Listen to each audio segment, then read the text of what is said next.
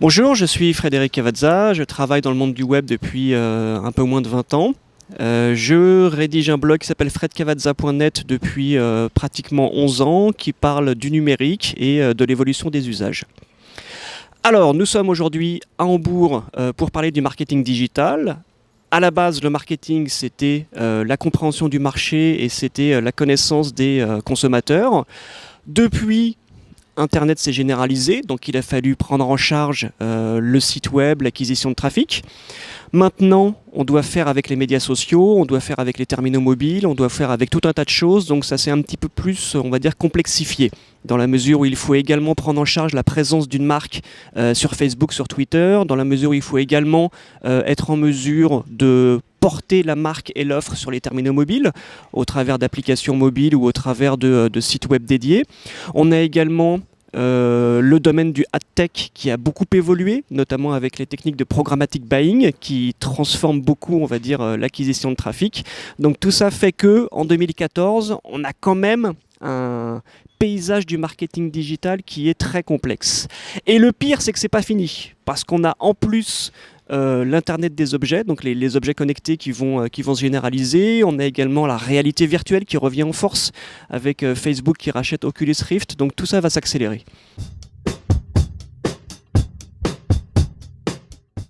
Qu'est-ce qu'on gagne effectivement à la base, encore une fois, j'en reviens toujours à la définition du marketing. Pour moi, le marketing, c'est pas une fonction qui rapporte de l'argent, mais c'est plus une fonction qui aide les autres à gagner plus d'argent ou à en dépenser moins.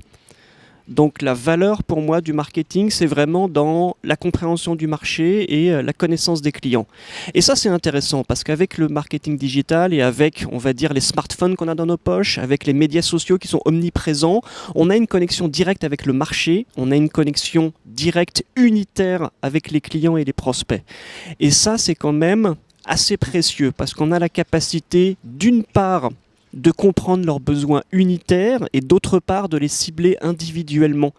Bien sûr au travers de machines et au travers de retargeting et autres, il n'empêche qu'on a une vision bien plus précise de leur comportement, de leurs besoins, de leur prise de ce qu'ils peuvent raconter. On peut les écouter de façon unitaire et leur répondre de façon unitaire.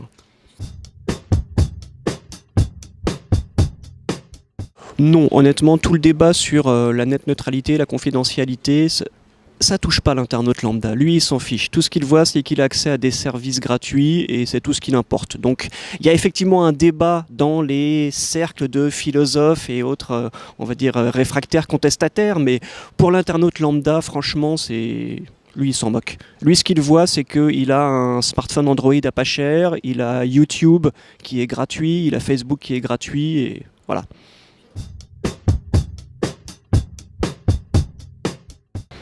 Il me semble que des journaux payants sans aucune publicité, ça existe déjà, notamment en France. Je crois que le monde diplomatique ou les choses comme ça, il n'y a pas du tout de publicité. Ou alors j'ai mauvais souvenirs, mais... je pense que ça peut changer pas mal de choses, effectivement. Pourquoi ? Parce qu'on aurait une approche qui serait différente de l'information. Plutôt que d'avoir des news en masse, donc un principe quasiment cumulatif, on pourrait avoir quelque chose de beaucoup plus travaillé. Ça, je pense que c'est une conséquence directe du retour du journalisme d'investigation. On l'a vu en France notamment avec Mediapart, qui est un média 100% payant. On a vu que l'information de qualité, elle était payante. Donc à partir du moment où on fait payer, effectivement, autant supprimer les bannières, parce que ce n'est pas des revenus non plus qui sont très importants. Donc autant aller jusqu'au bout de la logique et faire en sorte que, puisque le lecteur paye, on lui offre une expérience qui soit entièrement dédiée à l'information, à la connaissance et qui n'ait pas du tout d'éléments parasites comme la publicité.